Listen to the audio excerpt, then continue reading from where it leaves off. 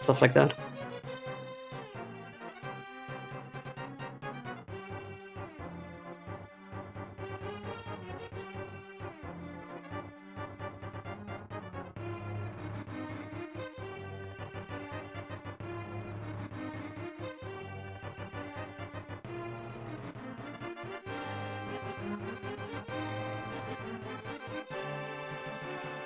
So with Flute and Mirror, it's going to be like really, really fast to do everything.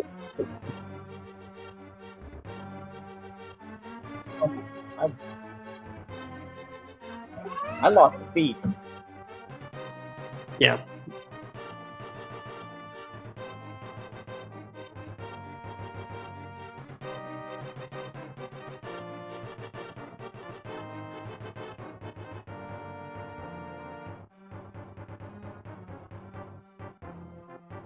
So the most effective thing, the most important thing to do in co-op is to split the map. We don't want everyone to like shadow each other. So that's why in the beginning you saw one part of the team going to Kakariko while the other doing Anku, Sahara Azala, or even the South Shore checks with Minimondrum Cave and such.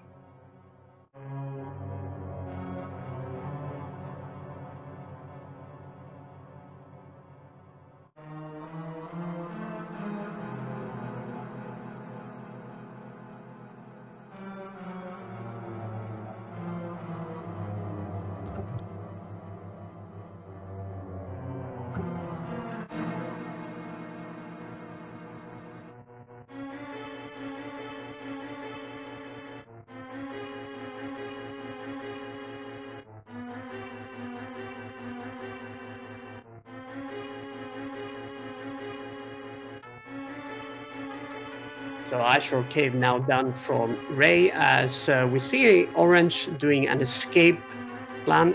Having a sword is going to be really nice, and with a mirror we can also check the potential like Dark Cross. A little bit out of logic, but it could be like a play that Orange will tend to do, as Professor Render will head to the race game. And it looks like he's basically going to be doing this as a blind check, not checking to see what's on the race gate first. He's just going to go ahead and clear this race, and hopefully it's something valuable.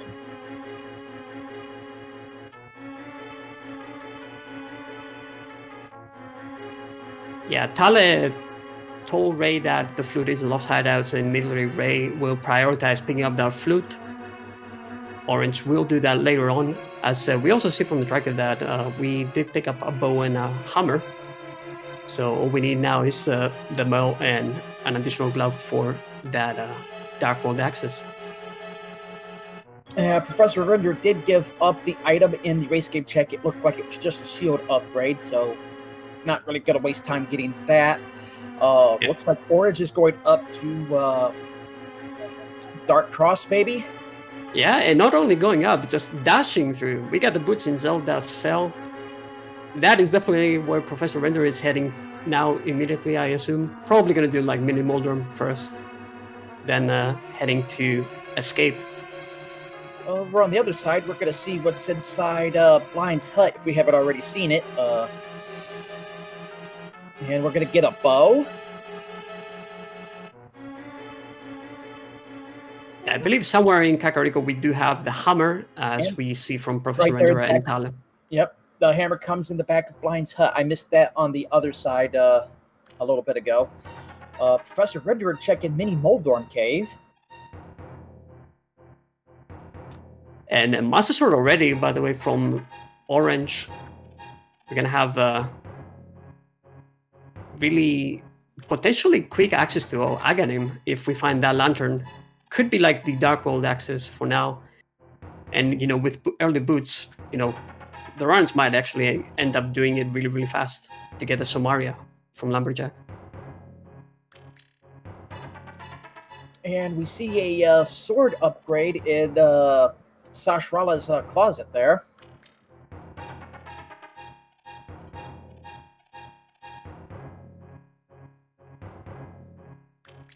Taale opting to go to the mountain, out of logic checks, but with a mirror and the hammer is not a bad play. But without that lamp, it is out of logic, so we are breaking the game, so to speak. Oh, we do have the fluid. Okay, never mind. I was... So the mounted checks are in logic, yeah, but only the old man is out of logic indeed. Going for the density plays, whereas Orange got escape out of the way. And go with the boots.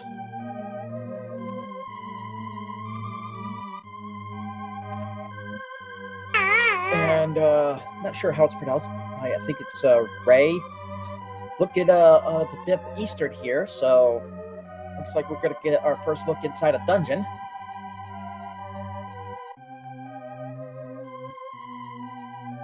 I do have to say though that I believe we're not gonna see an escape play from both Ray and Taale in a long time. When you have access to so many things, you probably will put that check for like later on. Potentially maybe get Dark World access and then mirror on top of the pyramid so that you can do escape together with pyramid. And Taale doing the spec rock checks. On top just a blue pea, and inside look like a 10-pack of arrows, so definitely not going to stick around for those. With that magic beer, might be getting ready to dip into Tower of Hera, as we're still not finding much use here in the front half of Eastern with Ray. Professor Rendera takes a death. And we get Bacon level sword from Orange. Yeah, apparently we missed like a sword, but tempered already in the seed. This is looking pretty good. Health-wise, I would say that it's not that great, but with Bacon, honestly, you don't really need that much, especially like for the early dungeons. Indeed. I feel that they'll be getting more of their health safety later on in the seed, but to see Bacon tempered level sword at just 10 minutes in, it's very interesting. It is indeed. Finding the big key in Hera for Taale does like put Hera in logic for like full clear, or at least for like completing the dungeon. So that is nice if you don't have like the fire source. You don't have to do the basement. In the meantime, Ray is navigating through the dark in the Eastern. Couple like tricky rooms, but it's not that bad if you have a sword at least. Can easily see that. And Taale does pull the big chest, and it is the small key to get into the basement. We're just going to be headed straight on upstairs to take on Moldorm. Probably we'll see the hammer strat used here, as it does tempered level damage and will knock out Moldorm in only just 3 hits. Yeah, definitely. Hammer is pretty good for this boss fight. Like, the parents are not that tough. Like, you can somewhat guess where Moldorm is going to move, even though it kind of seems a little bit unpredictable. But yeah, Taale is not going to have an issue. I feel like as Ray takes a little bit of an unfortunate death in the dark rooms there in Eastern Palace, and we're going to leave those checks for later. I did see that, and Orange is checking up an Ice Rod Cave, so let's see what's hiding in the cold room. Just a pack of bombs. And it looks like Taale will draw first blood, getting the first crystal there for the missing 2 bows team there. Nicely done. Good fight there for Taale. And she's going to move now to the Eastern Death Mountain. Nice 7 checks, 8 checks with Spiral. And you also get the information for Floating Island. And Orange is going to give us a look inside Agina's cave. Floating Island only showing a pack of 300 rupees there.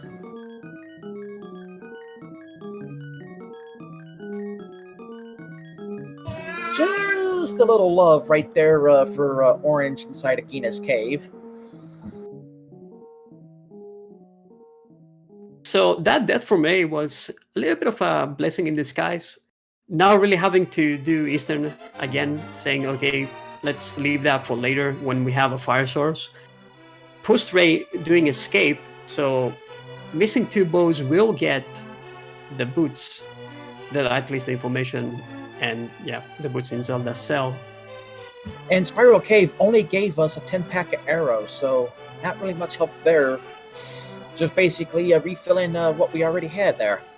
So into Paradox Cave we go.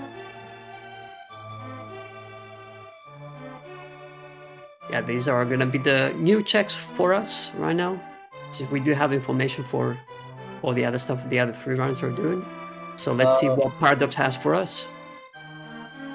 The Bombos Medallion and the Power Glove. That opens up quite a bit. It does indeed. But these 5 checks here are the most important things, I would say. Is it Merle or is it Lamb? Are we going to see an Aga? Aga seed here? Immediately for Dark World access? Yeah, because the only thing missing for Dark World is the Moon Pearl.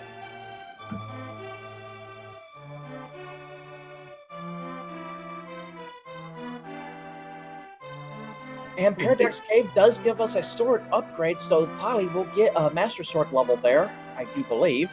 That was the Ice Rod. Oh, was it the Ice Rod? My apologies, folks. At a glance, it looked like a sword. My apologies. We have one of the 2 rods. Yeah, unfortunately, no Ice Rod Handa. That would have been a fun thing to see in Cole, but so good. Nice spin there from Ray in the mountain. And I believe Professor Renderer is going to try to complete Eastern. We did have a death right at the Igo room. It's like the notorious one if you don't have the fire source there.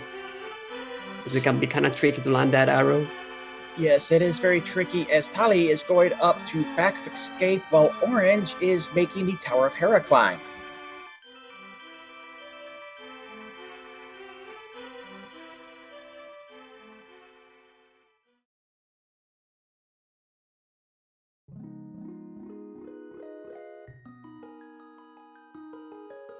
At this point, I'm not exactly sure what the runners have skipped. Because we are missing that 1 item for the Dark Wall. We'll soon find out, for sure. As unfortunately, Orange misses the bomb jump for Tower of Hera. You can see if you miss that bomb jump, it's probably one of the most punishing things, as you have to fall all the way down to the main lobby. Yeah, that is a very unfortunate fail on the bomb jump, because that is going to create a huge time sink. What the runners like to have in this dungeon is obviously the hook shot, just because we can do that really nice Hera pot and just like skip all the way to the top. Yeah, unfortunately, we don't have that luxury in this one. No, we do not, as we're still missing that hook shot. It is still eluding us. Desert Ledge, we did see earlier, has a red rupee. Ray is now headed over to get Nagina checked over there on that side. Well, Professor Renderer is still trying to make up time for taking that Igor death in Eastern. And Taale is doing a dark room. Let's see the fight here for Professor Renderer.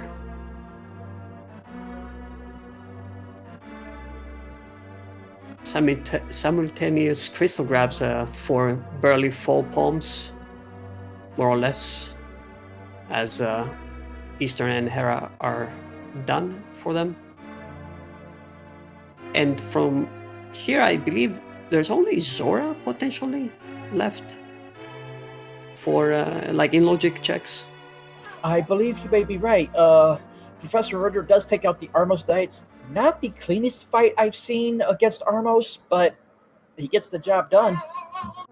Exactly. That's why Mario is grabbing that crystal, getting Eastern out of the way without like a fire source, as we saw. It can be kind of tricky, and only 3 hearts as well. So getting that crystal definitely feels really good.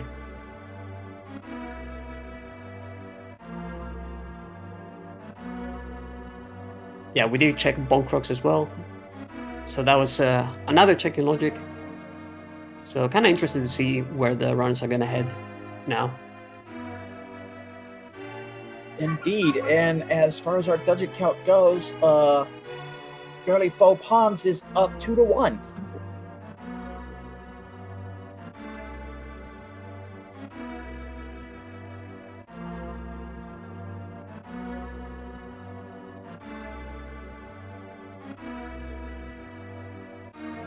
Ray is rushing to escape. Probably gonna do the Dark Cross. Taale didn't want to spend that much time in Dark Cross without like a lantern or the fire rod. So Ray having that Master Sword and the boots will be quite easy to dash through the enemies, as you can like one-shot the snakes.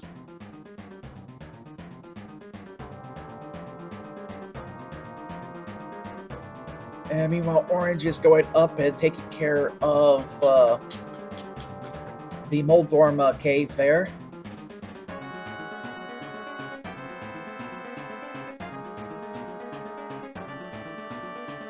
While everybody else is dipping into the front half of Escape in some form, Ray is actually coming out, and we'll see where we're taking the flute to, and down to the dam and Rupee Farm, I think.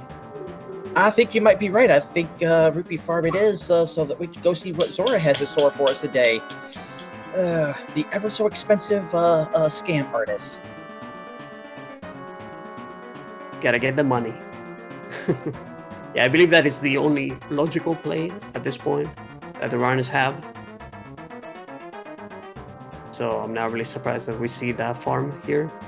Yeah, as far as logic goes, I do believe Zora's the only one in play for logic, but we still have a few out of logic checks that we could do if these runners are so tempted to do so. Could be nice if we see Ray farming all these rupees and just Zora giving the flippers.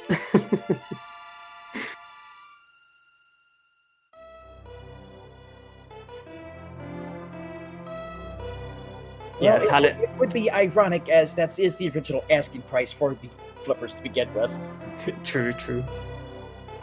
Yeah, we did see Taale setting up the Hulahan. Gonna get the I believe there are like 250 rupees, something along those lines here. I believe you may be right. So with this hula head, Taale is definitely gonna have Zora money without a problem, with a little bit left over, it looks like. Okay, we have a correction to 25 rupees.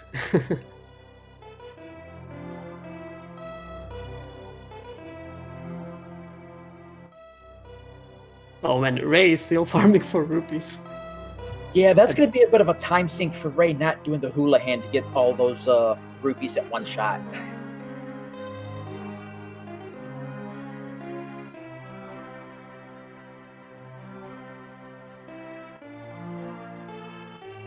And Taale is going to be doing the fake flipper glitch here and gets it on the second attempt. So let's see what our out of logic checks are going to be. And deciding not to do any down there is just going to take that work. Yeah, at this point, just like rush Zora. If it's Moon Pearl, you just go directly to the Dark World checks. No need to just like do that additional hobo check, which is a little bit out of the way with swimming. You could like set up water walk as Orange has done, but And we get a set of bombs on Zora's ledge, so not worried about those.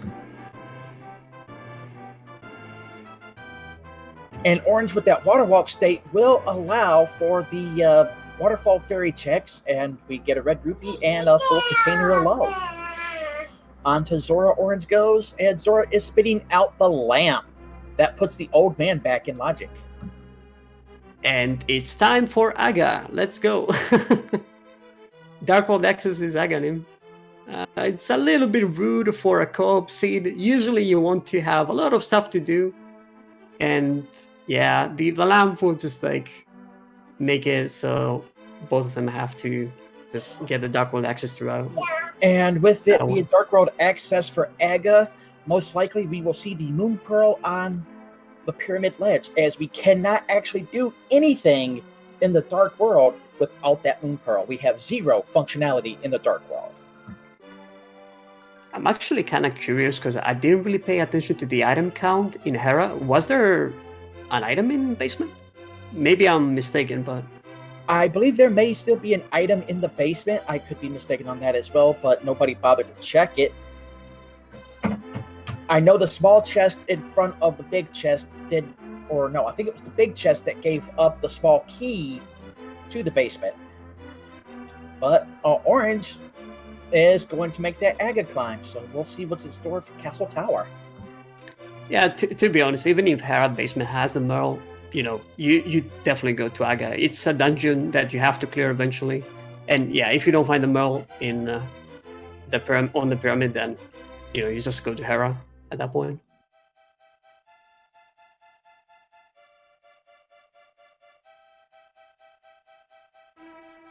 And Professor Ridgerer is getting ready to take on Tower of Hera, so perhaps he'll dip back inside Tower of Hera and see what's in the basement.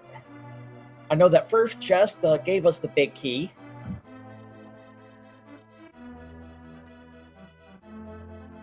I do like reading some really evil ideas from chat.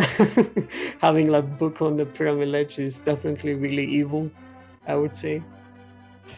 Oh, that would just be nasty, but it would open up Desert Palace. Indeed. And Ether Tablet.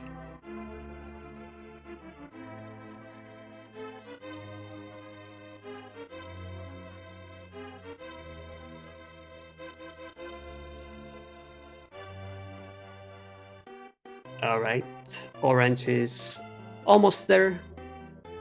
Just a couple rooms till Aga.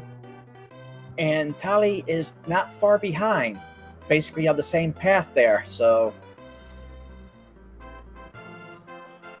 Exactly. And Professor Ritter, he does take out Moldorm, getting his crystal for that dungeon. We'll see if he goes back in and see what's inside the basement. Well, at this point, I don't think there really is anything in the basement, but we'll find out if Renderer goes down in there.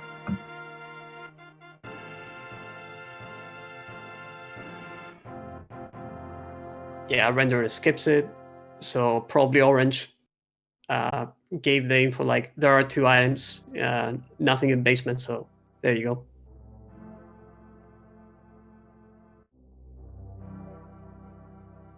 Yeah, the only reason I believe Renderer went up the mountain was to grab the glove, and after Aga is done, just get the Dark World access. I mean, yeah, you could have potentially skipped it, but chose to do it so that have a little bit more options in the Dark World. Yep, and Orange is taking on Aga 1 right now. It is going to be 6 energy balls back to the face to Aga to send us to the Dark World.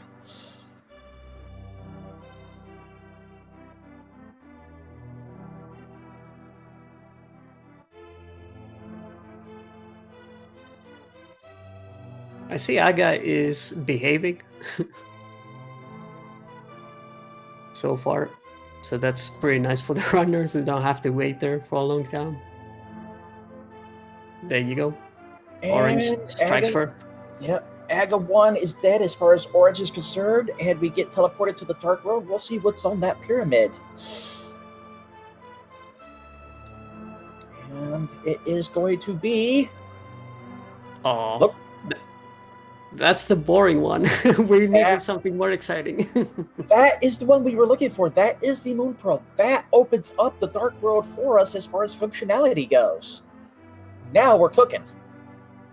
Now we are cooking indeed. Orange is heading straight to Pod, which makes sense. It's like a dungeon that you want to get out of the way since you can clear it. Out of wait, no, not out of. We do have the lantern. Never mind.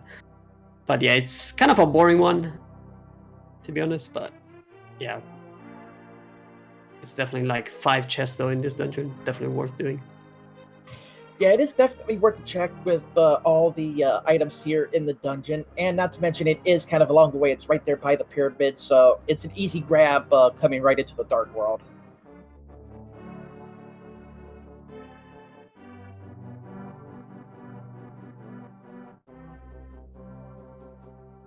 That is correct. The Cane of Somaria was in Lumberjack. They are probably gonna route it later as they're gonna be doing the Bumper Cave check and Graveyard Legend Royal Tomb probably.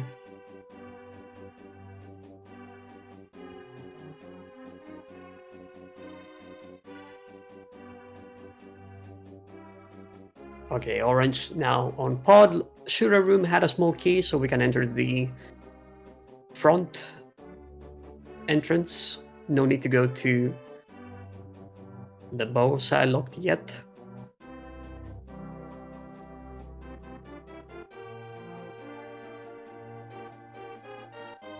And Professor Renderer is also going to do Houlihan to get the money for Zora. Well, we have a different check for Taale.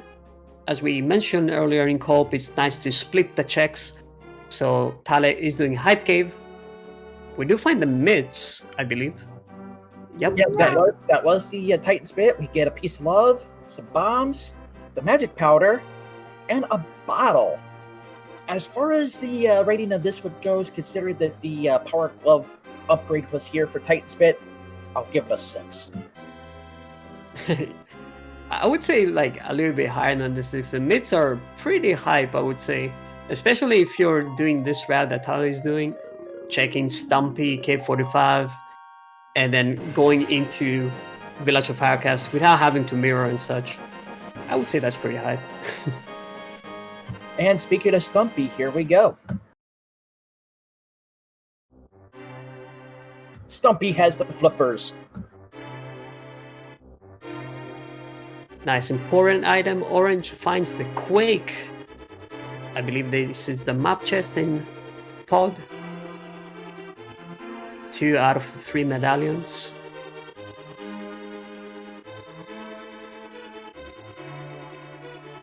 Quake being the best medallion of the 3. Don't at me.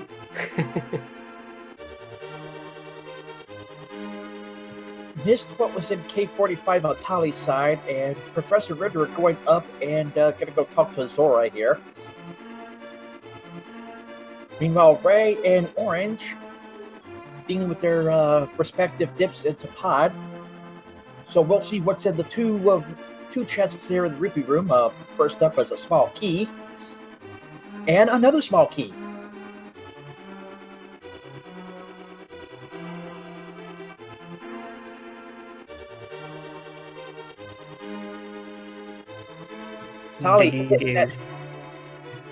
Yeah, Digging Game didn't have anything, so we're heading into Village of Outcast now. Yep, Shovel Game pretty much the same. Quite a few checks as well. Picking up the frog along the way, doing hammer pegs, I imagine, and the powder check. Nice and convenient.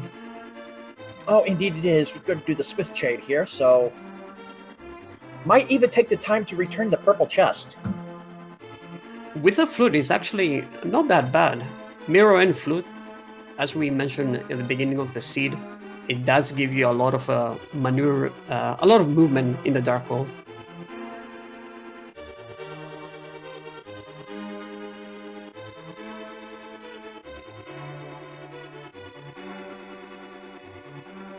Yeah, the greatest thing going into pod is having that mirror. You don't have to set up any death warps. You don't have to do any hammer jumps.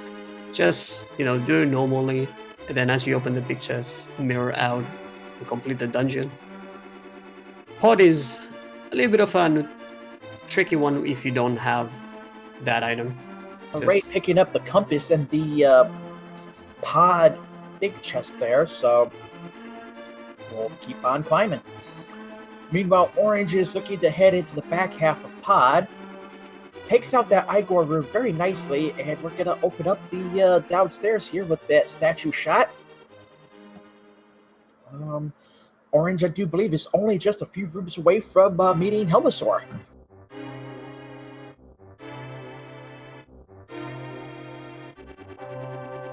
Yeah, Helmasaur with Blue Mail and Tempered, this should be pretty easy, I would say. And I do believe they have a fairy as well, just in case, like everything goes well. This seed has been kind of generous with safeties, which is like pretty nice for the runners. Since usually in co-op, you tend to be in a little bit of a low percent-ish situation, not really having a lot of stuff doing dungeons.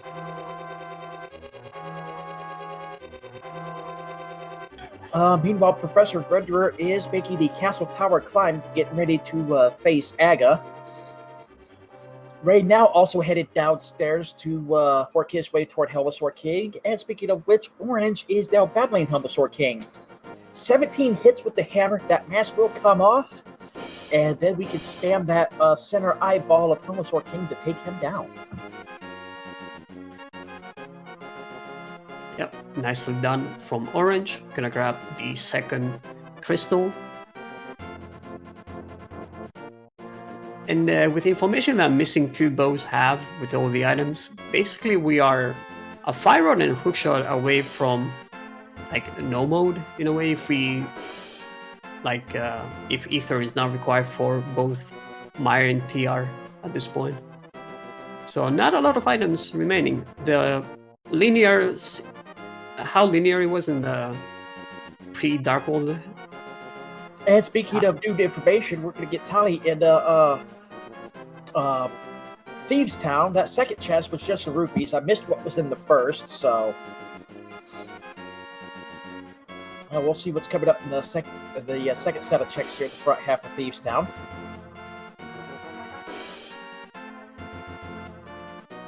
As Orange moving out of pod, gonna head up to Catfish, I believe. Get it out of the way as Professor Render enters the Dark World. Gonna head south is my guess, since pod didn't really have anything, so you might as well just like skip it for later. And it appears as if the value in Thieves Town is going to be in the back half, as that third check was a full piece of love, and the last check obviously was the big key, because that's the only way we can get back here to the back half of Thieves Town. Yeah, I would say it's not that bad if 3 items at the back, if you have the hammer. The only bad thing is if you don't have like the hammer. It's so awkward if you leave that one item in the big chest. And you tend to see runners actually skipping Thieves Town just to like potentially like get everything. Meanwhile, we have Ray dipping into Eastern, and Professor Ritter is going north of Kakariko, going into the Lost Woods here. Possibly a play into Skullwood. Yeah, I believe they're splitting the Dark World entrances. Since Professor Render was heading to Orange was heading to Hype Cave, Professor Render is going to do Village Podcast. So reminder for this seed, this is a co-op info share for all dungeons. They're gonna have to clear everything, including Aga 1. And funny enough, in this seed, Aga 1 was required for the Dark World access since the Moon Pearl was on the pyramid. And for those who are not aware what co-op info is, basically two runners are playing this. Well, all the runners are playing the same seed, but the two runners in the same team share the information of where everything is. So and Taale's going to give us a look at what's inside Blind's cell here, and it is just a red rupee. So I think it comes down to whether Blind has the item or is it in the big chest, but Taale is not going to take it to chance. We're just going to go ahead and empty out that big chest.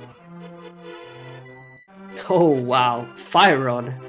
And it was a good thing Taale did that, because that was a very valuable find. That opens up, I believe, the back half of Skull Woods and potential TR. Everything we need to beat Trinex. The only thing we're missing is the Cane of Samaria, which we know is on Lumberjack Ledge. Yeah, I would say at this point they are like hookshot away from Gomo. Like that's how I would have played the seed, and I feel like that's what the runners are gonna do. With Orange heading into Mire area, that's usually what you tend to do. You get the information out of the way, like what medallion is required. So I'm not gonna be surprised if either Taale or Ray head into the mountain after this, just to get the information for TR. And Orange is dipping into Desert, and Taale getting that pendant off of Thieves Town. Didn't get really much anything else other than just the pendant and some rupees at the end of that fight.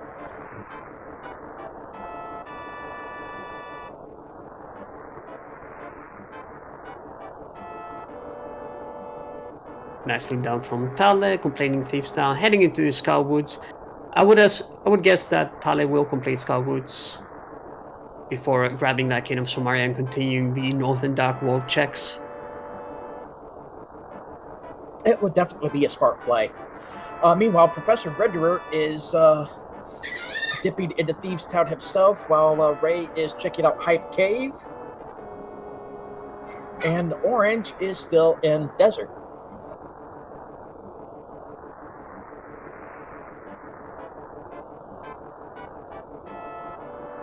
So I'm not exactly sure if we did get the Lumberjack check from Barely Four Palms. I do believe that we got it from missing two bows. There is a possibility though that the Barely Four Palms actually forgot about the Cane of Somaria. That's why they head into the Mire area. But yeah, there is a small chance though that they just wanted to get the information out of the way.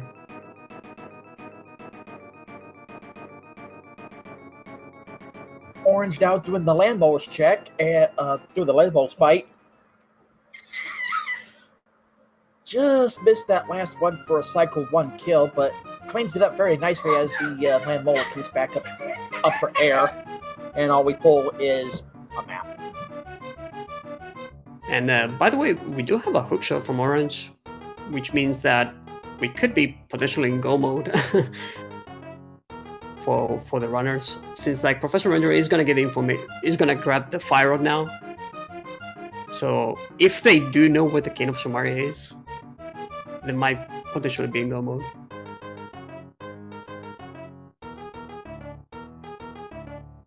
Yeah, the numbers next to the team names are the points that they have acquired. This is the first time that these teams are playing the Open League, so far they haven't really acquired any points.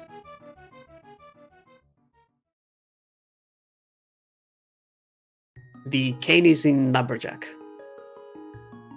But yeah, there is a chance though that Barely Four Palms don't really have the information for that.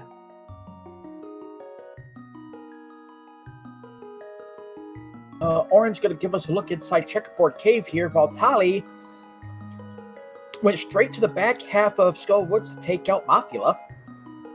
See how well that fight fares.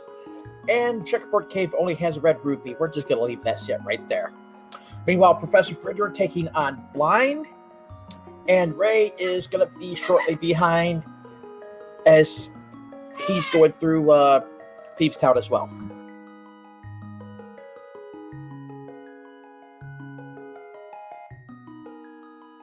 Yeah, pretty nice from Ray. Gonna grab the fire rod. That's probably what they're gonna do. Grab the Somaria and then from there split. As you know, we usually get to see like the team splitting a little bit earlier in the Dark World, but since there is progression here, why not do it? And you do get like a lot of access to other stuff too.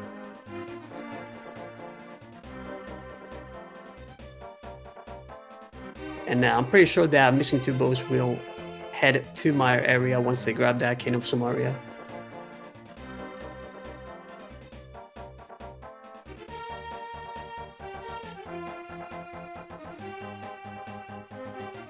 I believe we did.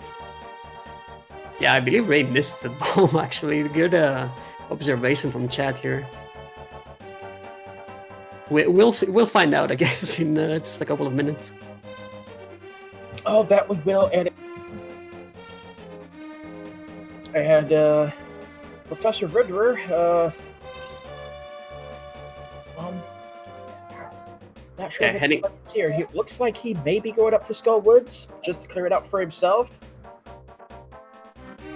Yeah, gonna do Skull Woods. Makes sense. Grabbing the fire rod, completing a dungeon here, and on the way out, just do the mirror checks, like Graveyard Legend, Royal Tomb, and if they have the information, which again we're not exactly sure if they do, grab the Somaria from Lumberjack, which I would guess if you have cleared Aga 1, even if you don't have the information, you just like go into Lumberjack at this point. You don't even need to check it. True, and Ray had a little bit of trouble there on the conveyor belt during that blind escape process, and realizing he forgets to bomb the hole. That's going to be a huge time sink, as he's got to make that climb all over again with the prisoner in tow. So this is kind of like this thing can happen. Basically, you usually time the bomb, and when you open the chest. So, you know, probably got the information that the chest up in the attic didn't have anything. Just threw the bomb and left the room, and the bomb didn't really explode. So that is just a little bit unfortunate. Because Ray also has to go back and grab the maiden again from the cell. And Taale is also now heading to Lumberjack. Gonna grab the King of Somaria. I'm pretty sure that she's going to continue with Graveyard Legend, King's Tomb. Since you're up there, you might as well. That would make sense, as Professor Ridder takes out Mothula quite nicely. As Ray is continuing his reclimb to Thieves' Town to retrieve the prisoner once again.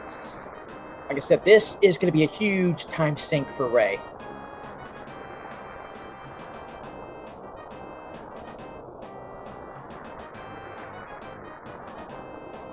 Luckily for Team Missing 2 bows, though, even like you can say that Taale could potentially go to Desert a little bit faster, grabbing that hookshot and getting the information that, you know, Ray needs to go to Mountain just to check TR. I'm not really going to be surprised if that is the case.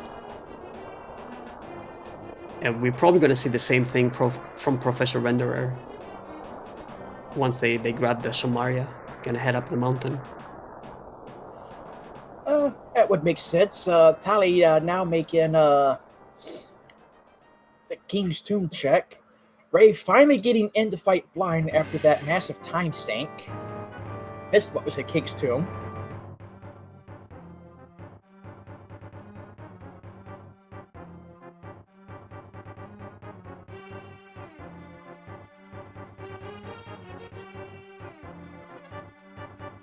A really smart play from Taale. Going to the Mario area, you can clear both dungeons. And you also get the information for the medallion. Oh wait, Taale has not picked up Quake? Oh, because Quake was in pod. Okay. So we cannot really clear Meyer for Taale, but at least she gets the information.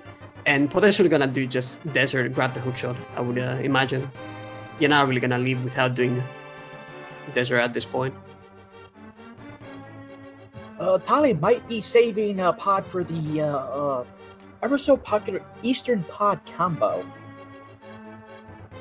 Yeah, that's definitely what is going to happen. I'm interested to see after desert if she's gonna go up the mountain, potentially like with hookshot, having like hookshot cave as well. Even though you will probably be in go mode, it's like 66% chance that you will be in go mode.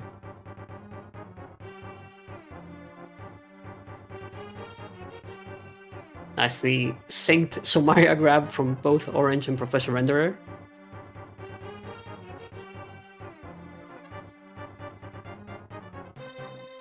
And Ray is doing his fly through Stone Woods, and Taale picking up her hook shot.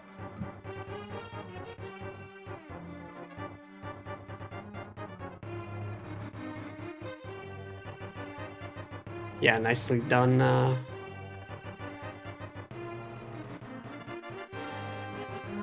For the runners.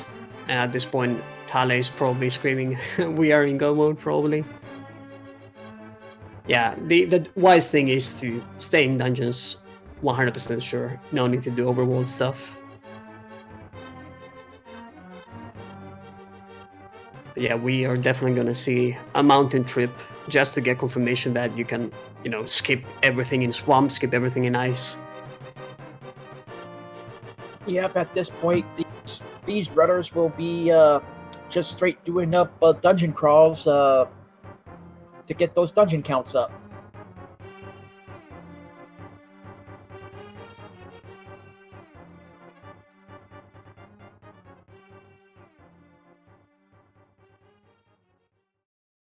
So Orange is probably going to be Orange is going to be the first one to check what the Turtle Rock medallion is going to be.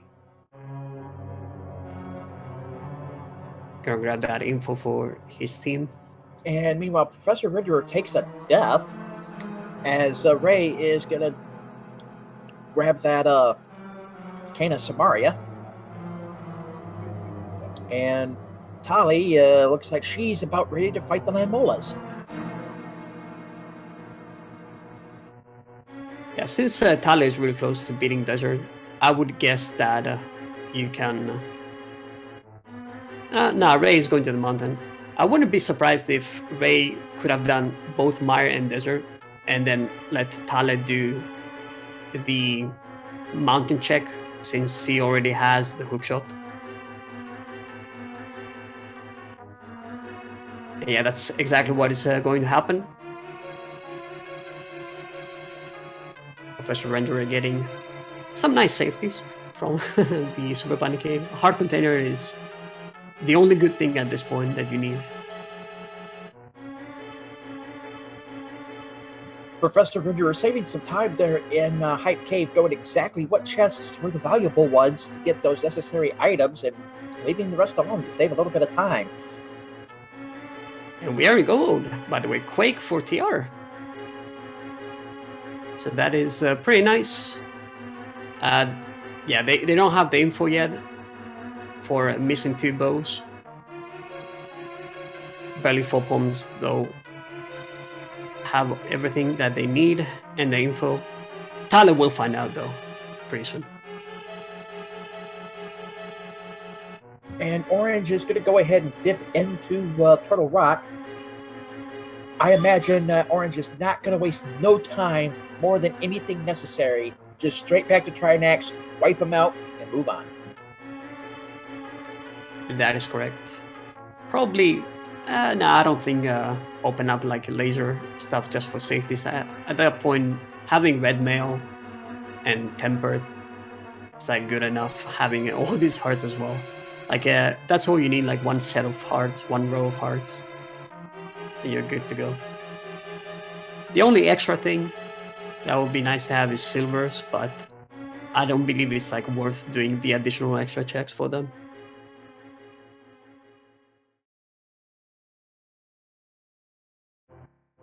So stuff to look out for is probably going to be like, the convenient checks in ice after you do icebreaker, and picking up the chests along the way in Swamp Palace after diving down, both in Flatter Room and Waterfall. And at that point, they will hope for silvers.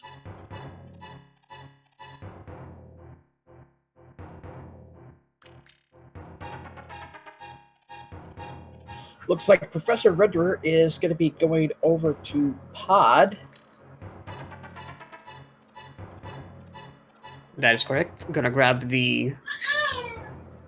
gonna grab some money though first, because we don't have enough money. Fender Pod with 77 rupees. Yes, don't have enough money for the extortionist. So yeah, we're gonna have to farm a few rupees for that. Yeah, in Pod there was Quake. Opens up like the 2 dungeons. So it's necessary to do it. Ray grabbing the pennant in Thieves Town. In Desert Palace, I'm sorry. And yeah, at this point, they're gonna just like rush all the dungeons. And Taale now moving into Swamp Palace. Having a little trouble getting past the spike there. And Professor Renderer going to the Arrow Game down in south of Village of Outcast to farm those rupees. Yeah, that's one way to get rupees for sure. If you're familiar with inverted, then you probably need to do this. So done. Gonna grab some extra rupees. Could be used for safeties, like a potion or 2. Quake was in map chest in Pod.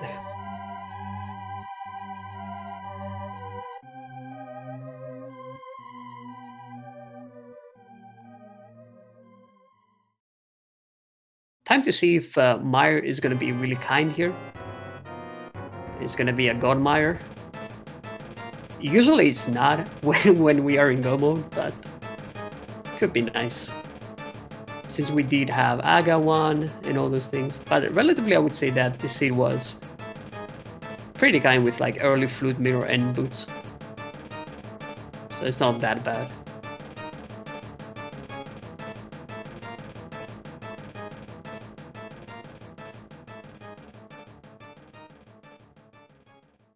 Diver down now for Taale. Gonna do the bomb setup.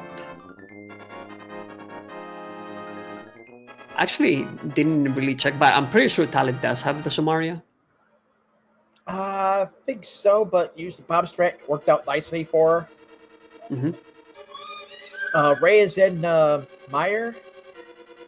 Professor Renderer now making his way back over to Pod after farming rupees from that Arrow game.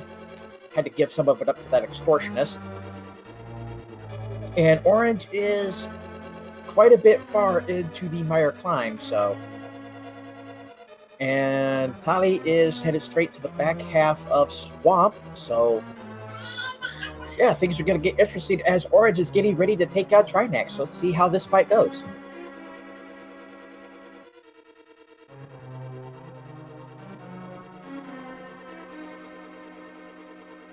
Yeah, it shouldn't be an issue. Tempered is definitely a really nice item to have for this fight. The hammer fights for Trinex are a little bit weird, especially if you do the upper hits. The notorious hammer hitbox. Very true, but Orange takes out the ice and the fire heads of Trinex very easily, and the body shortly thereafter, so that'll be a dungeon clear for Orange, and just a bloopy for the prize.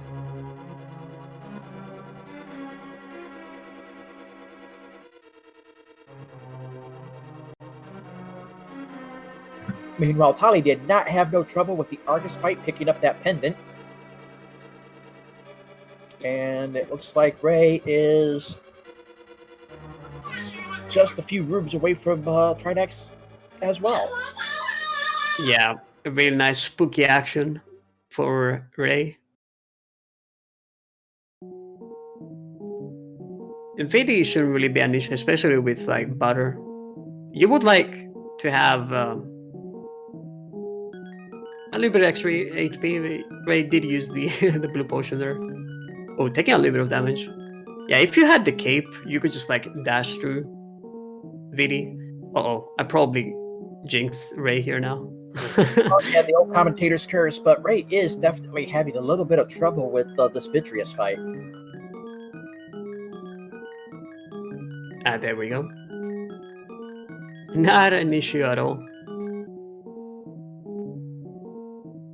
Cleans it up fairly nicely as Taale is making her way through Ice Palace. So just a reminder for everyone, this is the A Link to the Past Randomizer League. Season 3 just started this week, so we got plenty of action. There are going to be 7 weeks of really nice random races, both invitational and open league. The invitational matches are going to be on the speed gaming channels, whereas the open league races are going to be here in the league channels on Twitch. So make sure you follow these channels to get some really nice action. And also, don't forget to follow these runners because they're doing a really, really good job. Yes, they are. And speaking of runners, Taale is trying to set up the icebreaker room glitch, having a hard time getting it to go. Now using the pause menu there to get that item placement. Don't think it's going to work out. Gonna have to reset the room here.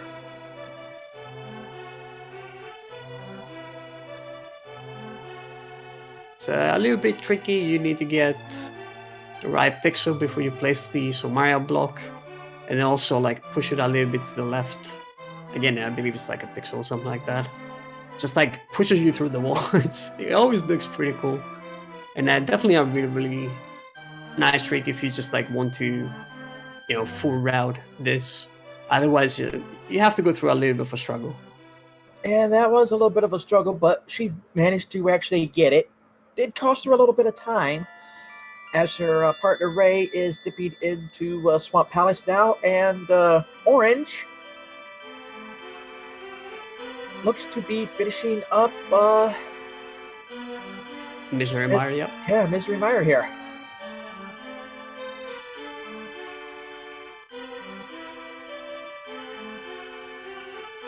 Yeah, both Swamp and Ice are really fast dungeons. After Ice, Taale is going to move to Port and Eastern. It was mentioned in chat that they have routed quite aggressively, right? Ray and Taale. Just not really having the info for TR, I believe. It's just like did dungeons. And Professor Ritter taking on Helmasaur King now as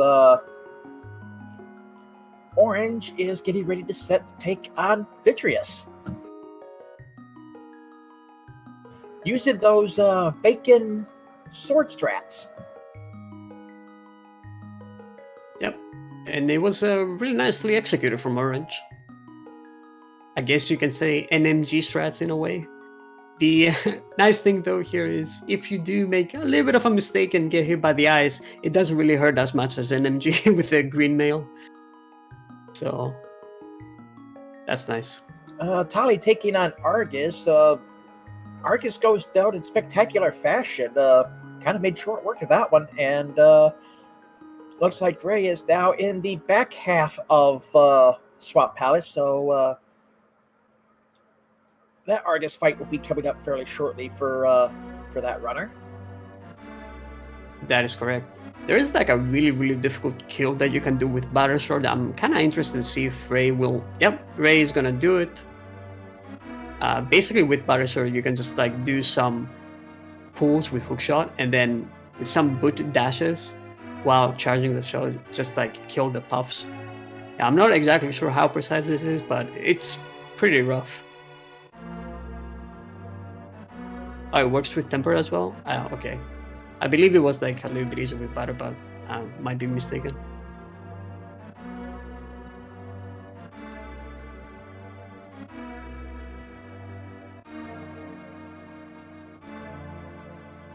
Orange is going to go over here and clean up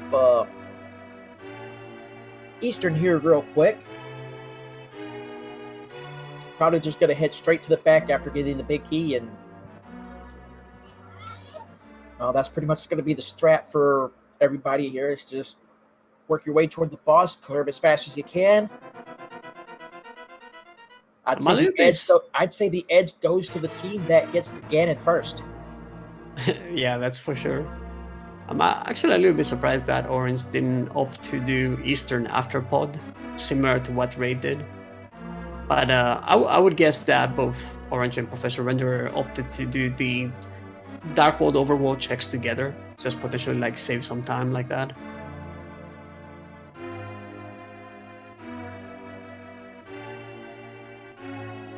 As Taale is moving through Pod just to get the Quake necessary medallion for both Myra and TR in this seed. It's a little bit obnoxious that the big key for Pod is on the Dark Maze. You have to go all the way up. Best scenario is when the big key is like in a bow-locked area or something like that. And it looks like Talia might be setting up for the hammer yep to save a little bit of time.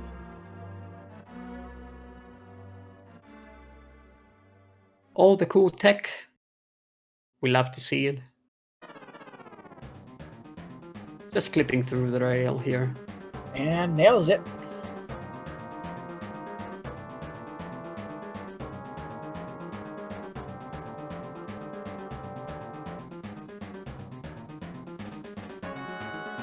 So yeah, nothing new right now for the runners. They're just like covering their partner's steps. It's clearing the dungeons.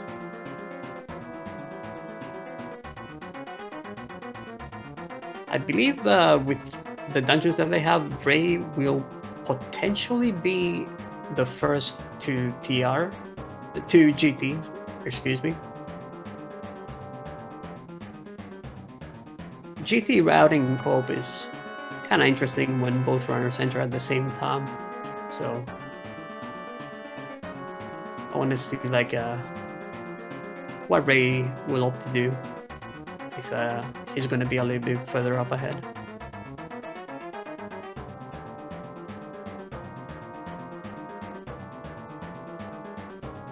Really nice armor skill from Orange.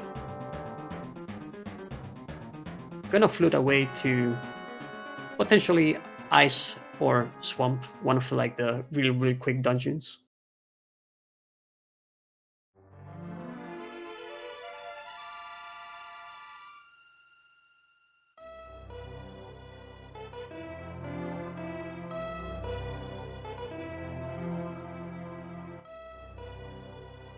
It is actually true that Orange does have 3 dungeons, but they're actually really fast, especially like in Go mode.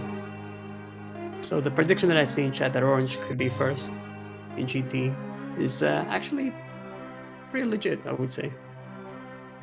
It's a fairly good possibility, and for those of you keeping track at home, the dungeon count so far is Barely Faux Pops has got a total of 14 done, and Missing 2 Bows collectively has a total of 15 done.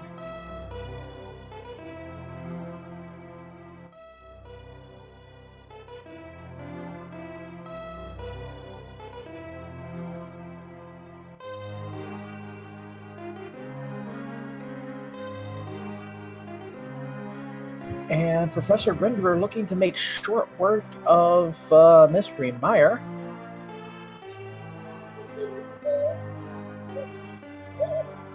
And Orange going to go ahead and dip into Swamp Palace. Deadrock's giving a little bit of trouble there on Ray. The worst place there in Death Mountain for sure.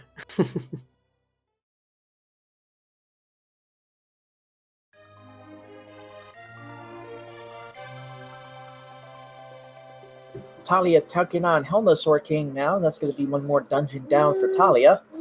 Meanwhile, her partner Rhea is opening up Turtle Rock. On the other side, Orange is dipping into Swamp Palace, while Professor River is going to try to make short work out of Meyer.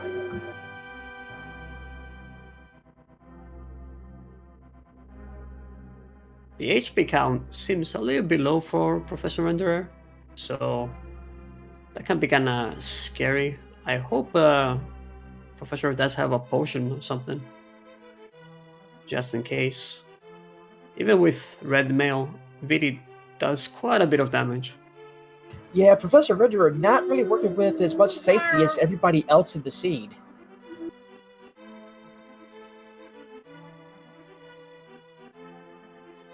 I'm not gonna be surprised if we see like a powder on the anti-fairy before Vidi, just to grab that extra HP. Feel like a little bit safer. Yeah, and that's exactly what we're gonna see. Makes absolute sense. You have the powder, you might as well do it. And just in time for his Vitreous fight.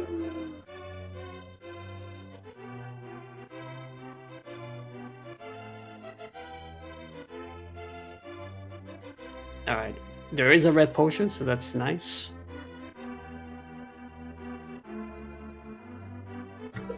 Talia now making her way through Eastern, while Ray is continuing through Turtle Rock here. And Orange getting ready to fight Argus here.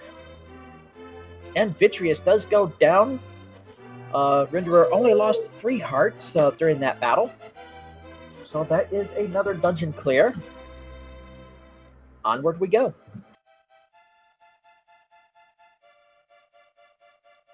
Change homes being really annoying, as usual. In the TR, yeah, from what I see, Ray didn't really pick up the powder that was in Hype Cave, which is a little bit surprising. Because you had to go to Hype Cave anyways to get those mitts.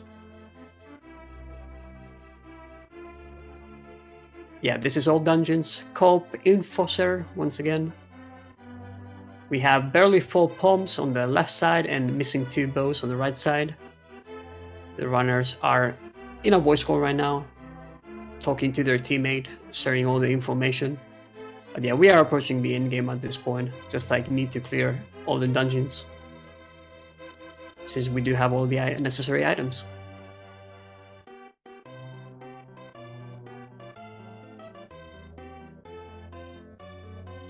Professor Renderer taking a dip into Ice Palace. Basically just going through the motions just to get to the back of the dungeon as quickly as possible.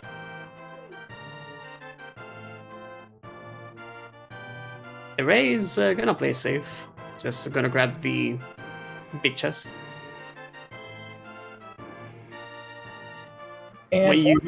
And Orange is basically going to follow his teammate and go right into Ice Palace as well. Yeah, at this point, it doesn't necessarily matter which dungeon you do, either Ice or Skywoods. Might as well just like do Ice, be on the same dungeon as your teammate.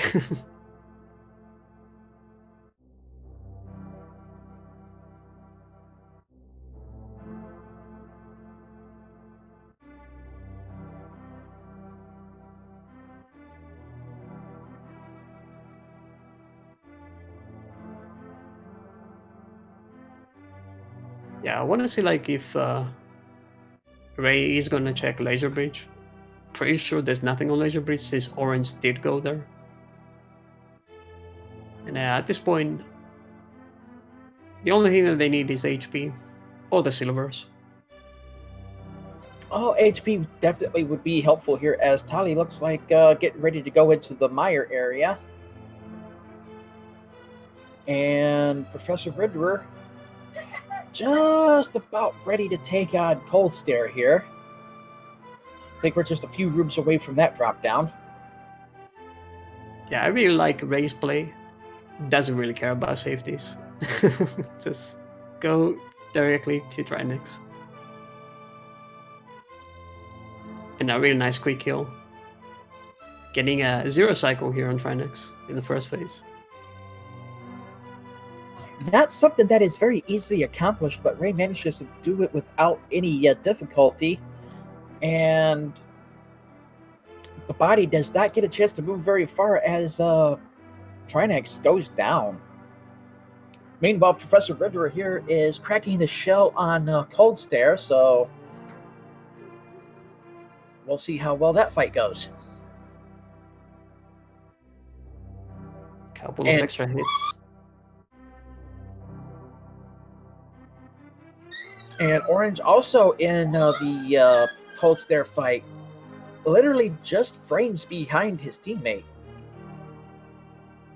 That looked a little bit scary there for Professor Renderer, but luckily he did have the temper, so just play safe, avoid the eyeballs and the eyes, just like wait for the spins. No need to risk doing extra hits. Yep, and it looks like Ray is going to be doing the Tower of Hera GT combo, as Tower of Hera is the last dungeon to clear before he is ready to take on GT. Yeah, we do have the Hera pod here for Ray. I believe Ray is going to be the only runner into Hera pod, since Professor Renderer did complete Hera on the way to grab the glove in the first place. I want to be honest with you, I was a little bit surprised by that, since like you could do what Ray is doing, since like Hera didn't really have anything in the first place. So just delay for the later part. Right, and Professor Ritter now going into Swamp Palace, as Orange is headed up to take out Skull Woods. I believe Skull Woods will be the last crystal for Orange before he is ready for GT.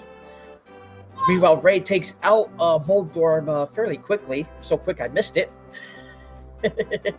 Yeah. But we will be playing the GT climb here in just a second. So if you're in the chat, get your guesses in. Where is the big key? I'm actually not sure. Do we have like the mini game that we can proceed? I'm not sure. But anyways, you can still type the numbers. We'll see which number is going to be.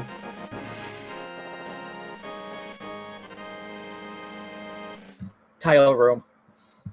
Yeah, that is definitely a nice place. For sure. Taale taking on Vitreous here, cooking those eyeballs in that butter. Meanwhile, Orange made short work of getting to the back half of Skull Woods and dropping down for the Mafia to fight, and here we go.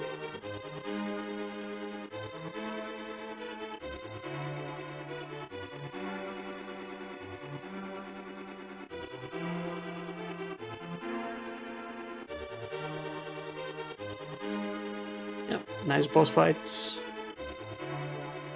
And yeah, Ray's not really gonna do any weird routing, like co-op specific. Probably gonna like proceed doing the Stalfos room into full right side. Maybe not full right. Not really gonna commit to ice armors, even though that could be a possibility. Oh, anything's up in the air at this point. Let's see, Taale coming out of desert. Gonna go straight up top. Looks like it's gonna be the Turtle Rock play for Taale. Meanwhile, Professor Ritter about ready to make his way into the boss fight of Swamp Palace, so it's gonna be another Argus fight for us. As Orange is using the hook shot to get to East Death Mountain.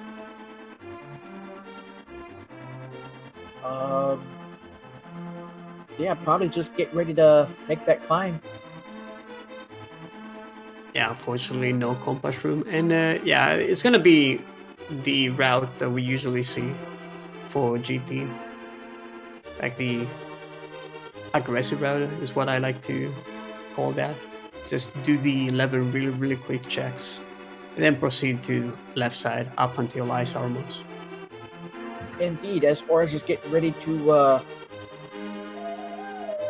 well, yep. Just going straight to GT here, and gonna open up that dungeon, and away we go. Meanwhile, Rhea is doing fairly well on that climb.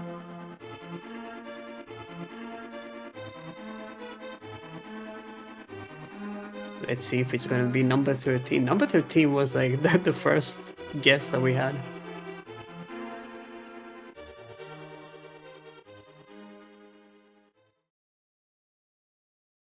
Close enough, Smokey.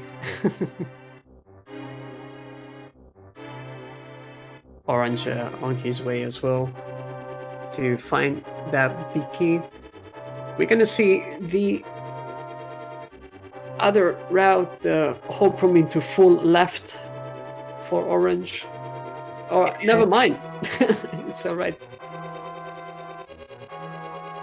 And Professor Ritter making his climb up Death Mountain. Got to take out Turtle Rock, so gonna be doing that as quickly as possible, as that is his last dungeon before GT.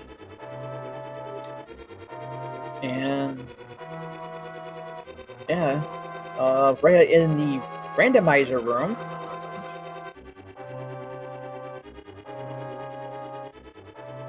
Gonna say hi to our friend Ice Armors. Unfortunately, picking up the wrong scar, but it's okay. I will just do a bomb jump. Just showing off some new, tech here. Because why not? Hey, half magic. That's always nice to have. And Ray now dealing with the Icy Armos Knights. See how well executed this ends up being. Yeah, nicely done. Did the setup, so it shouldn't really be an issue. Yep. Very nicely done from Ray. Oh, I was hoping for Taale room, but okay. As was I, and Ray does get that big key, and it is now a straight climb for Rhea. Meanwhile, partner Talia is dipping into Turtle Rock, and will be shortly joining her teammate very soon. Meanwhile, Professor Ritter also inside Turtle Rock, and I do believe Orange is in GT. That is correct. Now, unfortunately for Orange, the arrow count is not that high, and I'm pretty sure Ray did not pick up any arrows from like the chests. I don't think so. So I feel like the Ice Armors needs to be really, really precise for Orange.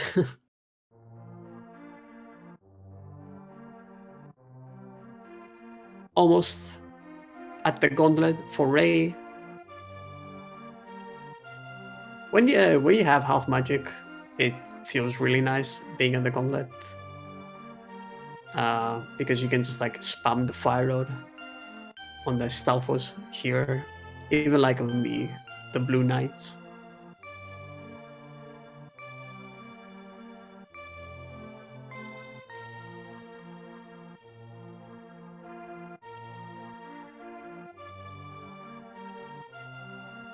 Oh, I actually might have missed the big key was vanilla maybe in TR. I'm not exactly sure. Oh, okay. There's like a smoky on big chest. So basically, the other smoky should be in laser bridge. So by going to the big chest, you just skip laser bridge. And Rhea taking on Landmola's number 2. Nicely done fight. Well executed. As Orange does a bomb jump to get over the bottomless pit room there. And Talia still climbing through Turtle Rock here. Alright, this is the moment of truth for Orange. Let's see if he's gonna nail this fight. Rhea has a little bit of trouble with that Wizrobe room. Okay, we're gonna just like spam the sword. Because why not? I'm actually not sure if the sword beams specifically are like really effective against Armos. Someone in chat might actually know that. But yeah, the job is done, so that's the most important thing. Talia now getting ready to take out Trinax as she is entering the boss room right about now. Having a little trouble there. Ooh, running a little bit low on magic. Yeah, unfortunately, that's gonna hurt with this kind of fight. I'm not sure if Taale has a blue potion. Yep, okay. All's good. And we did get confirmation as well that sword beams are actually pretty effective against Armos, so thank you, Shipu. And yeah, a reminder, I guess, for like the co-op stuff, the winner is determined by the average time from like the two runs for each team. Yep, we take two runners' score times and we will average them out, and the team with the fastest overall average will take away the win.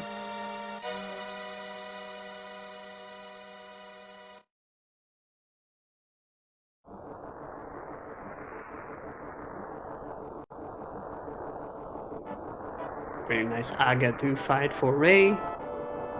No need to do Aga 1, so just gonna jump right into the Ganon fight.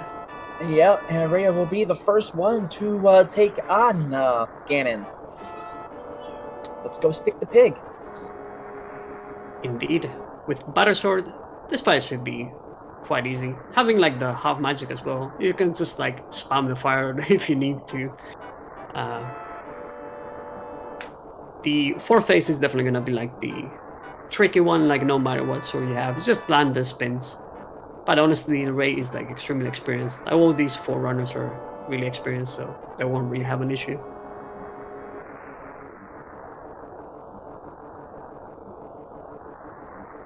Alright, 6 slashes, gonna enter phase 2. And gonna do some boot pokes here. This way to fight Ganon is actually pretty effective on phase 2, because you can actually dodge the bats fairly easy when you are close to them, like inside the ring. A lot of people might think, okay, the closer you are, like the scarier it is, but it is surprisingly predictable, I would say. Meanwhile, a few moments ago, Talia just entered GT here. And it looks like Orange is just about done with that climb, as Professor Brinderer is looking to finish up Turtle Rock here in the next few moments, getting ready to go across that bridge to take on Trinax. And it looks like we're getting ready for phase 4 of Ganon. And the torch goes out. Yes, we do get the torch glitch. We are officially at phase 4 at this point. That is correct. Also, really nice triple hits from Ray. All you have to do is just like charge a shot right before Ganon fires up Fire Bat. You just light it with a Fire Rod, and you can get some really nice triple hits.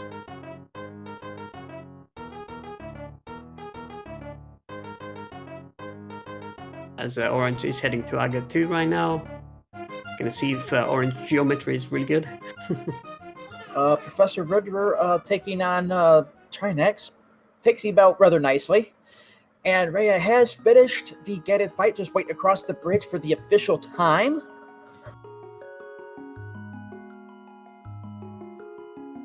It's a 1:25:30, more or less. So GG to Ray, finishing that seed. Actually, a pretty nice seed, I would say. The early game was a little bit rough, like getting into the Dark World. But, you know, with Boots, Fluid, and Mirror, you cannot really complain. With Ray being finished, Ray will clock in with a time of 1 hour, 25 minutes, 32 seconds.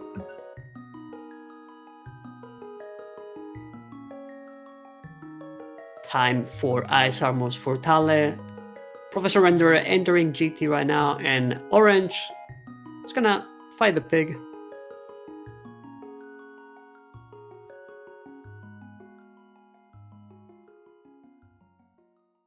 Yeah, for these 4 runners, Professor Renderer did not pick up the butter, so this Ganon fight is gonna be slightly different.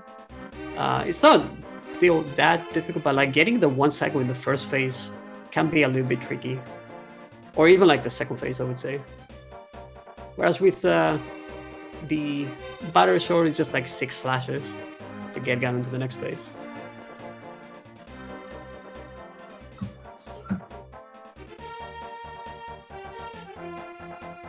Orange getting himself set up for the torch glitch here as we get ready to go into phase 3. Meanwhile, Taale is making that climb still, as is Professor Renderer.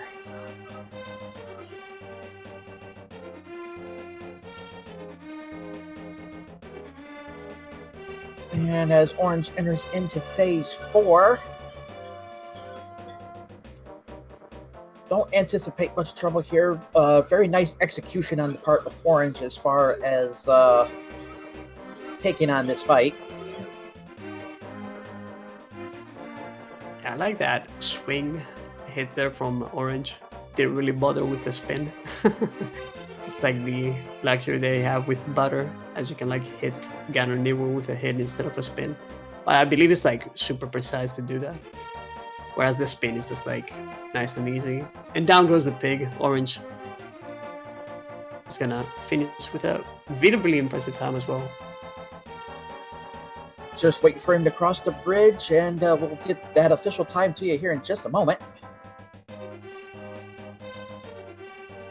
And as Orange clocks in, he will finish with a time of 1 hour, 28 minutes, 7 seconds.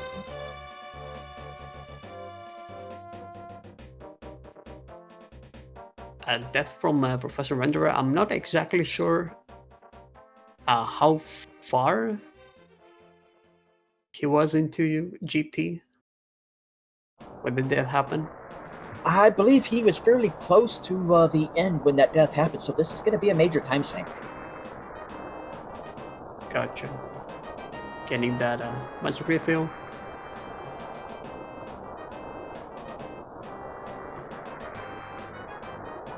Yeah, really impressive stuff from both Orange and Ray. Usually you get to see that in co-op races where, you know, one runner is going to be a little bit further ahead because of like the convenient checks and like how the other runner has to cover, I guess, the steps that the teammate made where they found the items. So they, you know, they tend to have a couple of extra checks. Well, both Orange and Ray had like the the easier path in a way, as you can say, doing pod after I got one, getting that quake. Indeed, very true. As Taale here is making her way through the different Wizrobe rooms. Had a little difficulty, kind of missed the perfect execution on that last room there. Recovered it nicely. Yeah, for sure. And it is kind of a weird one, annoying one if you miss it. You just have to wait for the Wizrobe again. But it's not a big deal.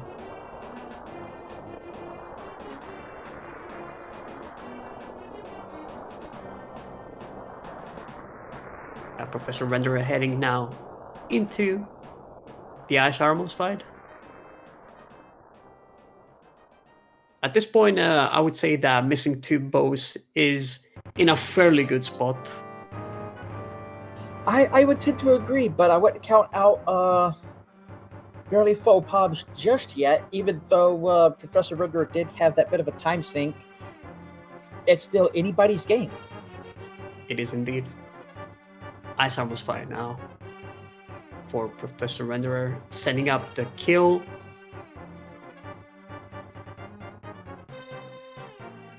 It's an easy, don't let the Armors Knight just like escape here. Yeah, luckily for Professor, he did have like a couple of extra arrows. So Professor Renderer having just a wee bit of trouble there at the end of that Icy Armos Knights. Meanwhile, Taale takes on that Moldorb, executes it nicely, and I think we are well on our way to a Aga 2 fight. So there is a small problem I see here. 0 small keys for Professor Renderer going up the GD climb, meaning that they're gonna miss. Like, they're gonna have to go back. So that's a little bit scary. Yeah, that's something you really want to see this late in the seed. He's probably going to do some angry sword slashes once he realizes he's going to have to go back downstairs for a key. Oh, what happened there? So that's, in a way, that's like a blessing in disguise, I believe, because like you can just go back and go grab a key if you realize that. But in that room, the skull has 5 arrows, but if you don't kill one of the mimics, the arrows don't spawn. So yeah, that's like a super unfortunate thing. Yeah, I'm pretty sure that you need to kill at least one mimic before you grab that skull. I believe you may be correct, as Professor Ritter was forced to go outside to do a little digging for ammo, as Talia now takes on Ganon.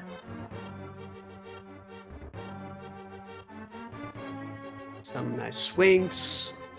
Should be second phase now. Nice boot dashes, again staying on the fire ring.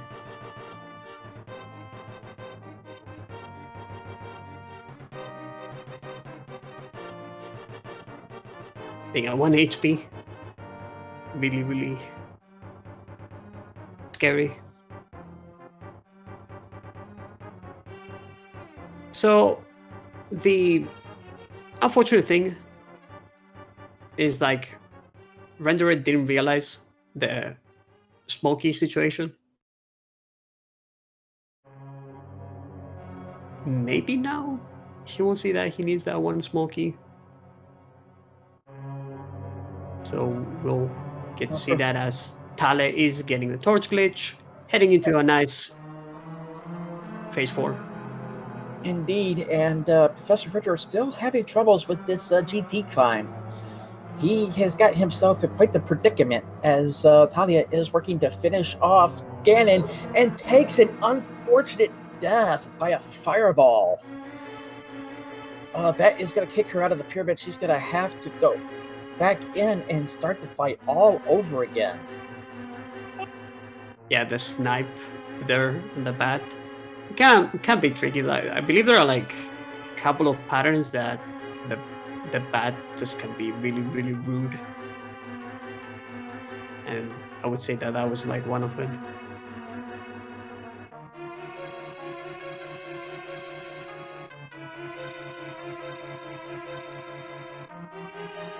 And Talia back down to 3 hearts for HP again, having to bust out the Cane of Burna for a little safety and invincibility here.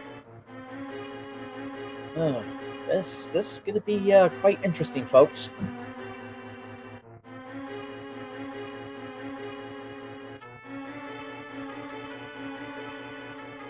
Yeah, to be fair, going into GT with only 6 hearts for Renderer, that's like pretty scary. Even if you have the red mail, in GT there are like stuff like spikes, pits, like the one Professor Renderer just fell.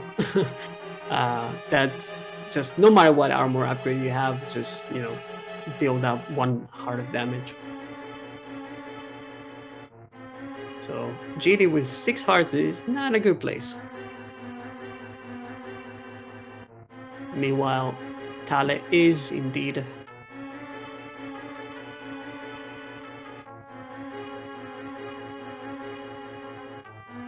doing a really nice job at 4th phase.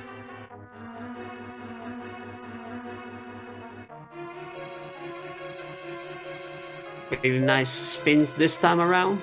Not getting trolled by the bat. Yep, it's just a matter of getting where you need to be after Ganon lands after doing all that warping. Since she did take a death, the warps are now different than everybody else in the seed. No matter what, though, Taale did a really good job playing the pig. GG for missing 2 bows, as they're gonna take a win here. The average time is. And I will give you the official time here, as she does clock in with an official time of 1 hour, 36 minutes, 20 seconds. Yeah, really nicely done for missing 2 bows. They handle really well, like communication and such. And I really liked the really aggressive play go clear dungeons, then check TR for that medallion. Oh, definitely. It was very interesting. Professor Render now entering the 3 wizard room. I actually don't remember the name of this one. Just like the cool Somaria block strat.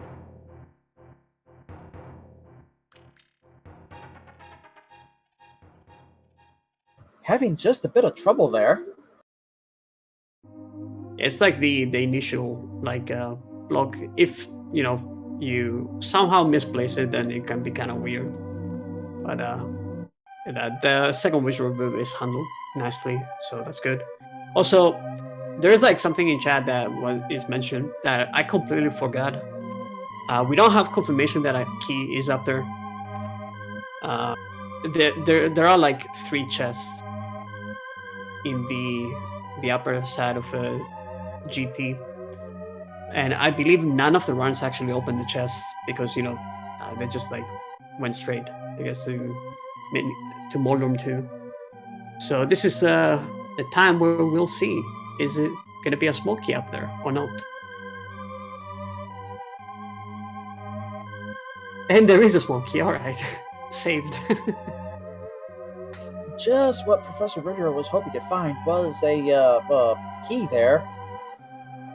I was about to say saved, but it's really bad health-wise, and unfortunately Professor Render got sniped.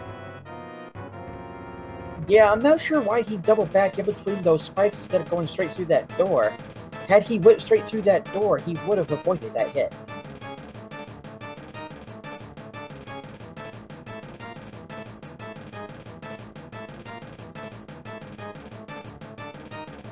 I'm pretty sure they didn't pick up the key though. Yeah, exactly what Sipu mentioned in chat. So it killed the mini Helma, but didn't grab the key. So we needed to do those extra maneuvers. And it takes another death thanks to those laser shooting statues.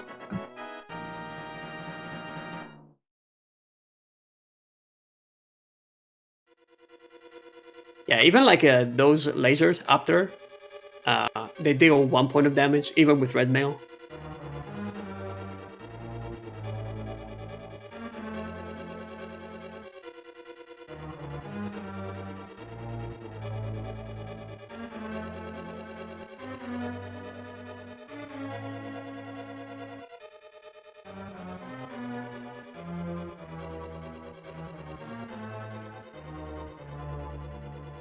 And joining us here, we have Ray and Taale.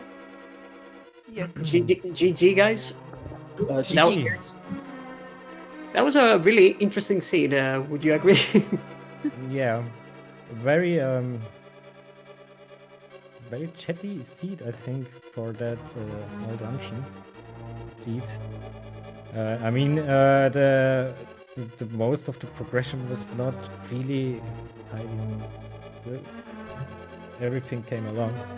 I mean, almost Taale found everything, but yeah, yeah, it was a good seed, and early boots was really appreciated.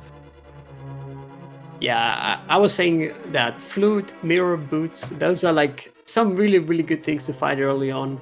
You know that once you get into the Dark World, you have so much access, right?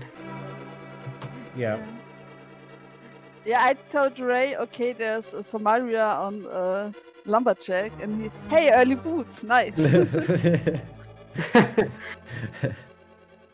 Yeah, I mean, you have to do Aga at the end. Also, that's not matter if you do it first. So whatever problem. I mean, it's better to do him afterwards because of the starting location. But I think like this, I have very small amount of save and quits you have to do. So yeah, bad. Yeah, that is for sure. And what a nice placement for the Merle to be just like on the field. Yeah. I really I really thought I goofed there in Easter when I died and be the Myrtle, but yeah, wasn't this fortunate. Yeah, that's for sure. And I remember you did have a couple of extra farming sessions there on the the Yeah. south side. I mean, we didn't.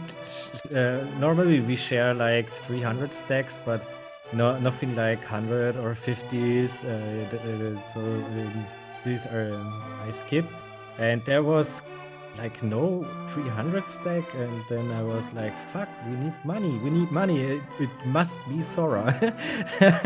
Something Yep. like this, and yeah. Yeah, because the lamp for Aga. I mean, I can do it with Fire Rod, but Fire Rod was not available at this point. So Yeah, if we had Fire Rod, I wouldn't have gone for Sora, just for Aga, but yeah. Yeah, What matters? that exactly. Went okay. Yeah, it went super well, and gotta ask because I kind of missed it, but you guys didn't really check TR, right? You just cleared dungeons, or did you have information about TR? Taale looked at TR Okay. because Yeah. we would be safe for go moding. yeah, I checked Maya. So okay, it's great. I had to go back to, or I had to clear pot. Then I told him, okay, I found the hookshot, so we were in go mode, and then yeah, better check TR, and then go mode everything.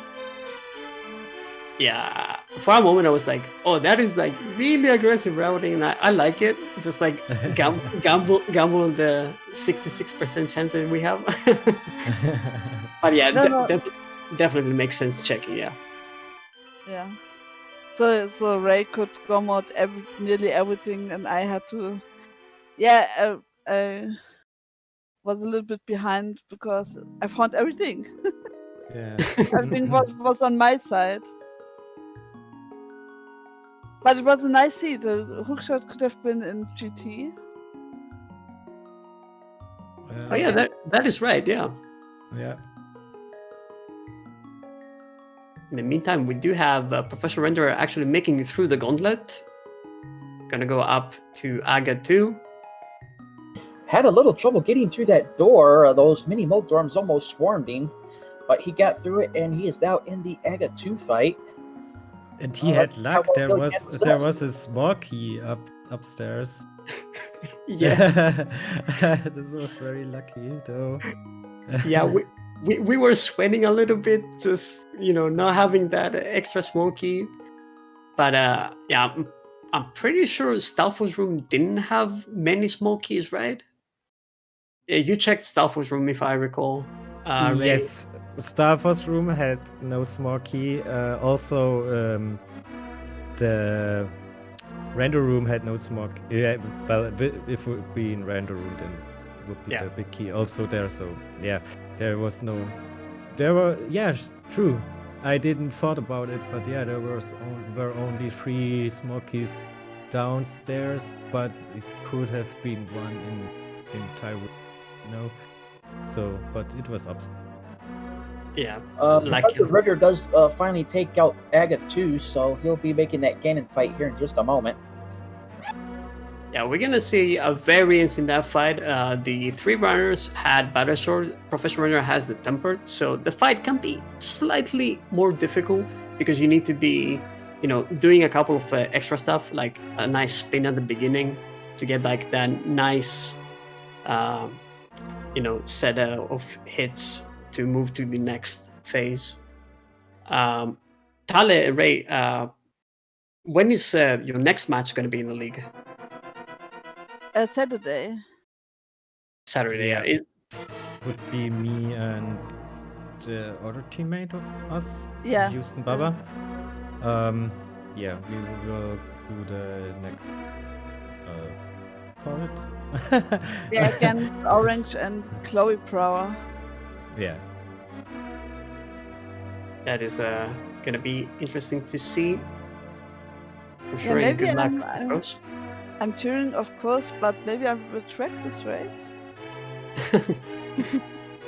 Yeah, why not, right?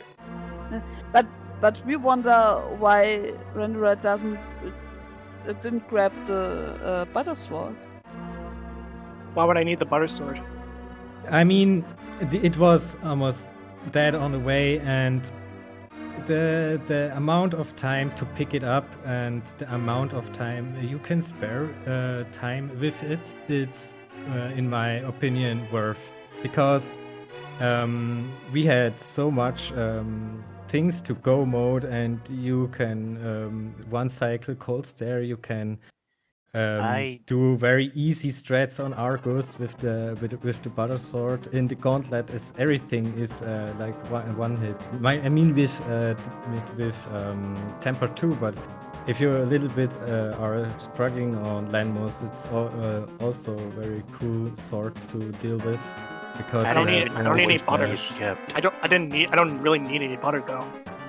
Nah, Legit. I don't need it. Neither. But I think it saves like no time. There is a 0-0 calculation for me there. For that time, you need to pick it up. I mean, if you have to go like far away to pick it up, it's not worth. But in this case, I think just pick it up. It's not a problem. I still wouldn't need it. I still wouldn't need it regardless. Yeah, it's not that because of needing it. It's just because of. I know it's nice it's in the area, but like I really don't care for butter. Like in this context, I was doing things outside of that. Hang on. You never told me which sword you skipped. It was the library. Can we just hold on a minute for okay. a post-race interview from you guys? Because the Professor of Renderer stream is still going. It's all good. Professor Renderer now moving to the fourth phase, Ganon. So they get the torch glitch, nice spins. With Fired again, it's pretty easy. I guess you can like time the, when the Ganon is about to fire the fire bat and freeze him there, so that you can get a really nice triple hit. So really nicely done for Professor Renderer here. Just a couple of extra hits, and we're gonna get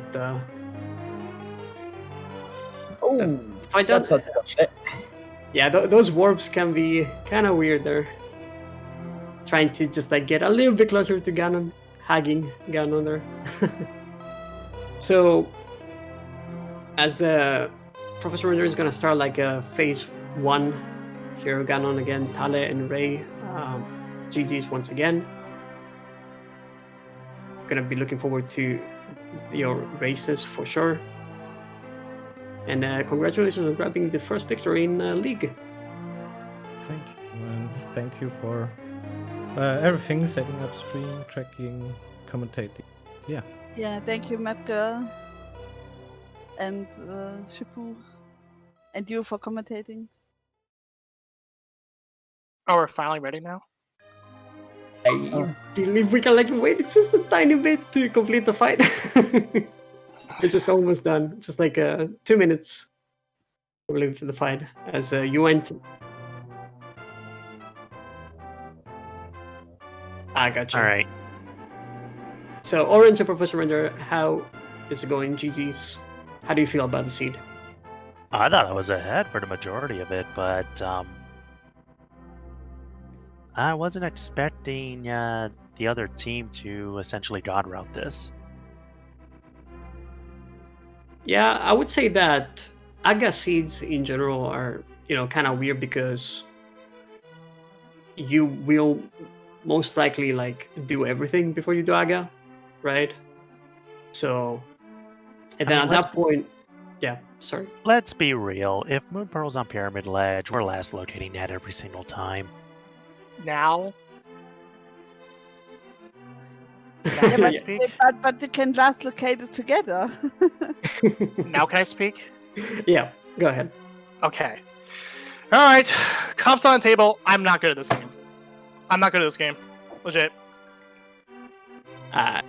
No worries, Professor, because like to be fair, you were on like 6 hearts, and we did mention that GT can be really, really tricky. No matter what armor upgrade you have, those enemy spikes, whatever, they will deal that 1 point of damage.